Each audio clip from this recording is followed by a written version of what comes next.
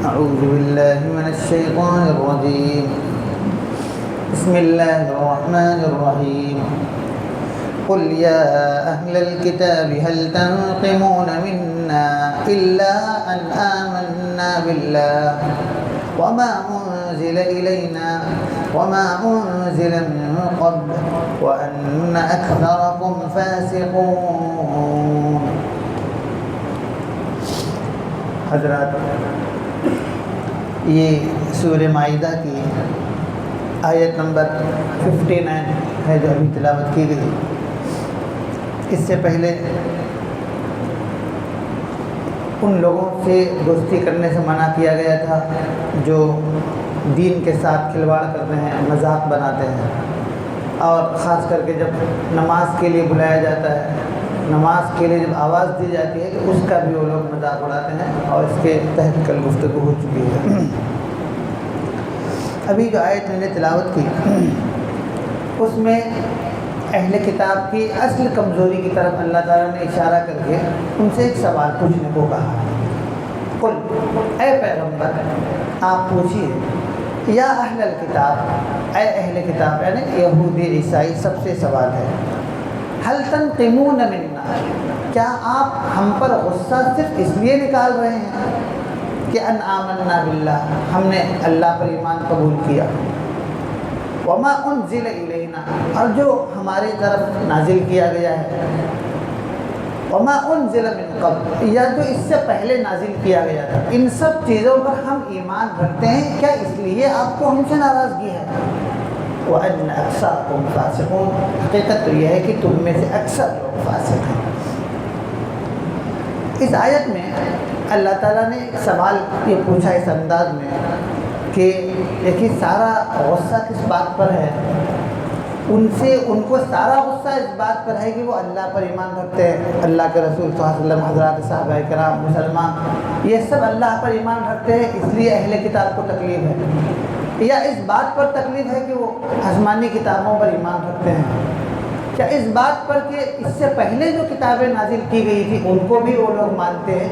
کہ آخر کس بات پر ناراضگی ہے؟ هل تنقمون منا، ہم پر غصہ نکال رہے ہو تو اس کی وجہ کیا ہے؟ اس لیے یہ وجہ ہے کہ ہم اللہ پر ایمان رکھتے ہیں، یا یہ وجہ ہے کہ ہم نے کتاب پر ایمان قبول کیا، یا اس وجہ سے تم کو ہم سے ناراضگی ہے کہ ہم ہم سے پہلے جو کتابیں نازل کی گئی اس کو بھی مانتے ہیں؟ یہ ساری چیزیں ہوں گی اپنی جگہ پر. وَأَنَّ أَكْثَرَكُمْ فَاسِقُونَ، لیکن حقیقت یہ ہے، معاملہ یہ ہے کہ تم میں سے اکثر لوگ حد سے تجاوز کرنے والے ہیں، اطاعت کا علیحدہ گردنوں پر نہیں ڈالتے، وہ بھٹکنے بھاگنے کے راستے تلاش کرتے ہیں اور زیادتیاں کرتے ہیں اللہ تعالیٰ کے احکامات کے ساتھ. پھر ان کا یہ رویہ دیکھ کر کے تم کو جو دشمنی ہے، اس دشمنی کی اصل وجہ جو بھی ہو، لیکن تم کو ہم یہ نہ بتائیں کہ اصل دشمنی کے حقدار کون لوگ ہیں.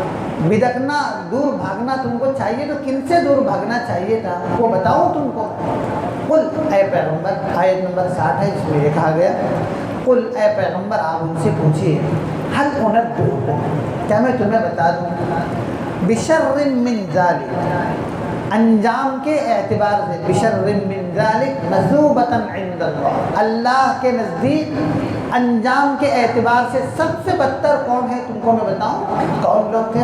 اللہ تعالیٰ نے فرمایا، یہ کہیے آپ، من لعنہ اللہ، وہ لوگ جن پر اللہ نے لعنت کی، وغضب علیہ، جن پر اللہ تعالیٰ کا غصہ اترا، وجعل منہم القردہ، ان میں سے بعض کو قردہ یعنی بندر بنا دیا، والخنازیر، بعض کو تو سور بنا دیا اللہ تعالیٰ نے. اور یہ فرمایا وعبد الطاغوت، جنہوں نے معبودان باطل کی پرستش کی. یہ لوگ بدتر ہے یا وہ لوگ ہیں جو اللہ پر ایمان رکھتے ہیں؟ تم کو دشمنی اللہ پر ایمان رکھنے والوں سے ہے، کتاب پر ایمان رکھنے والوں سے ہے.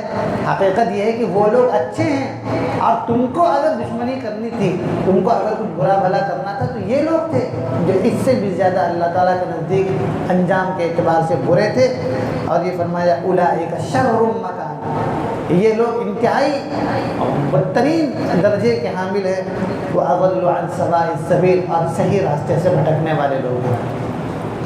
یہ جو فرمایا گیا من لعنہ اللہ، جن پر اللہ تعالیٰ نے لعنت کی، یہ یہودی تھے، وغضب علیہ، جن پر اللہ کا غصہ اترا، یہ نصرانی تھے، جنہوں نے حضرت عیسیٰ کو معبود بنا لیا، جنہوں نے حضرت عزیر کو یہودیوں نے اللہ کا بیٹا بنا لیا۔ تو یہ سب جو گمراہیاں تھیں، ان سب کے سامنے رکھ کر کے اللہ تعالیٰ نے سوال کیا کہ جن پر اللہ تعالیٰ نے لعنت کی، جن کو اللہ تعالیٰ نے، جن پر اللہ تعالیٰ کا غصہ نازل ہوا، جن کو میں سے بعض کو تو اللہ نے بندر بنا دیا، بعض کو سور بنا دیا۔ اب سوال یہ پوچھتے ہیں مفسرین عموماً، کیا واقعی اللہ تعالیٰ نے بندر بنا دیا تھا انسانوں کو؟ کیا ایسی دو پیروں والے انسانوں کے چہرے بندروں کے بن گئے تھے یا خنزیروں کے بن گئے تھے؟ اس پر بعض مفسرین نے یہ کہا کہ اس کا ذکر قرآن مجید میں کہیں پر نہیں، صرف یہ ہے کہ ان کو بندر بنا دیا۔ اب کیسے بنا دیا، کون لوگ تھے، کتنے لوگ تھے، کتنے دنوں کے لیے بندر بنائے گئے تھے، اس کا ذکر قرآن مجید میں نہیں ہے، احادیث مبارکہ میں بھی نہیں ہے۔ چونکہ قرآن مجید میں بندر بنانے کا ذکر ہے، لہٰذا ہم اس کو مانتے ہیں کہ قرآن مجید نے ان کو بندر بنا، اللہ تعالیٰ نے بندر بنا دیا، قرآن مجید میں اس کا ذکر۔ اب کیسے بنایا، کیا بنایا، کتنے دنوں کے لیے بنایا، اس کی تفصیلات نہیں ہیں۔